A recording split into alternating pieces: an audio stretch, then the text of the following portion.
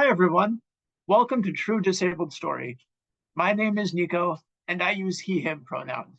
I'm a white man with parted blonde hair, large blue and brown spectacles, and a black headset around my head. I'm also wearing a dark colored t-shirt that says disabled and opinionated, and I'm seated in front of a blurred out background. Like about 25% of the world population and a full 17% of Philadelphians, I'm disabled. Whether we look locally, nationally, or globally, disabled communities are full of dynamic, diverse, and frankly delightful people with their own stories to tell. All we have to do is listen. As many of you know, I was born disabled. I've never known differently, and I probably will always be disabled.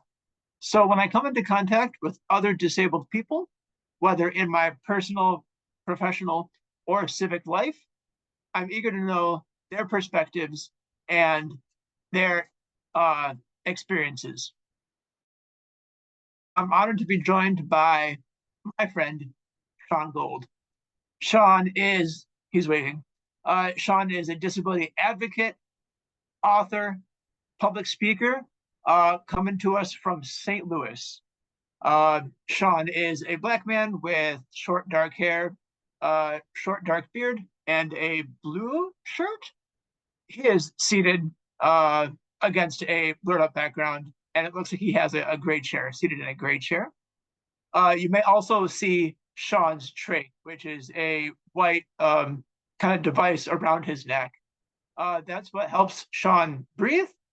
And then for those of you who have maybe heard or listened to some of my other videos, this video is going to sound a bit different. As a disabled man, I believe in language justice and communication access. So when a disabled nonverbal person wants to take part in this video series, I'm happy to do whatever I need to do to make that happen. Luckily this time, I was able to learn directly from Sean himself as to what video platforms best keep both people on screen at all times. It took a few bumps in the road, but I'm really thankful for Sean's patience. Moreover, I'm thankful for the chance to learn and be a better advocate moving forward. We all should know how to spotlight, highlight, keep nonverbal participants on camera, especially in this age of Zoom meetings, video recordings, and what have you. In terms of this video, I provided my 4 questions in advance, and Sean has given some really well thought out answers that I will read off. I've provided these answers back to Sean, and he's edited and rewritten as needed. So we're going to work as much as possible to bring Sean's authentic voice through. Here we go. Thanks for sticking with us. My first question asks, what was your path to diagnosis like? Was this a surprise or something you were actively pursuing? Sean says, I was lucky to get diagnosed as a baby. I think I was 4 months when I got diagnosed with CP or cerebral palsy, and I was 18 months old when I got my trach. So we discussed what the trach does for Sean earlier. And then I will share for all of you that when I was a very small kid, I also had a trach for my own disability. A lot of people with my disability, which is called congenital central hypoventilation syndrome, will have a trach, especially when they're young and for the first few years of life.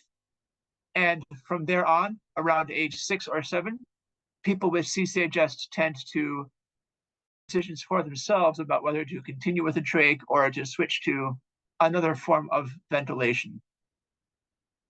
We'll hear more about Sean and his trach experiences in the second question. My second question asks, what impact has your diagnosis had on your life? Sean gives us the answer, I'm completely dependent on my trach. It must be in at all times, and I can't do my own care because I'm too spastic. Cerebral palsy, or CP for short, affects my movement abilities.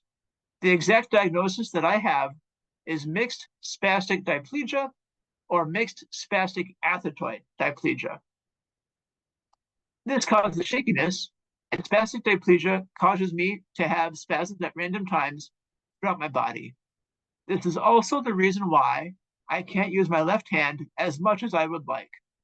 My stamina isn't equal to that of my non-disabled counterparts because of cerebral palsy. It's a brain injury or brain malformation that occurs while the brain is developing before, during, or after birth. As a result of that brain damage, a child's muscle coordination, muscle control, muscle tone, reflex posture, and balance can be adversely affected. Everything I've just listed has affected my body, Sean says. Thank you, Sean. As someone who doesn't know all the ins and outs of all the different kinds of cerebral palsy, I really appreciate that you explained for me, and thus for the audience as well, exactly how your cerebral palsy impacts you. The third question asks, what advice do you have for other disabled people or younger people with your disability? Sean says, celebrate the diagnosis and don't let the worries overshadow the amazing possibilities and experiences that can happen later in life because of your disabilities. As some of you no doubt know and will learn, Sean has had a really robust speaking career, an incredible advocacy career, things that he wouldn't have thought possible when he was younger. I've known Sean for a few years now, and I always love seeing what he's gotten up to. He is an advocate that I wish I could be, quite frankly. The fourth question I use kind of as space that Sean and I, as disabled people, so rarely get. And that is space to brag about ourselves, talk about upcoming or recent wins, and then also to share where people can find us online if we want to build. It actually has a very robust online presence. Sean is everywhere at author Sean Gold. All one word, author Sean Gold. Sean says, for recent wins, my new alphabet book for children will be out in September with pre-orders starting soon. In fact, if you go to Sean's Instagram at author Sean Gold, it's out now. Sean is holding up an image of his ABC book right now. It is out and you can buy it. So Sean's book will be available online everywhere. Sean is also available for virtual speaking engagements. Nice, the ABC book.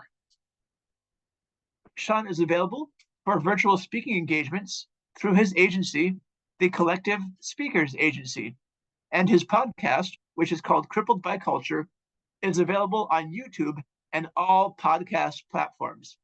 That's Anchor, Spotify, anything else you could think of. Sean is also very gracious, so he wants to give shout outs to his book team at Edit Write Edit for being a major help and being his book project managers, if you will. Finally, Sean wants to give a shout out to RAC STL, which is short for Regional Art Center of St. Louis. That's where Sean got his grant to pay for the illustrations for his ABC book. That alphabet book illustrations came from illustrators at Pretend Friends, and Sean says he couldn't have done it without them. Everybody, thank you so much for listening and learning about my friend Sean. Sean, wherever you go and whatever you do, I can't wait to see what you do next, and I'm rooting for you. I will edit this video transcription to make it as clear as possible where Sean is speaking and where I, Nico, am speaking. Thank you again, everybody.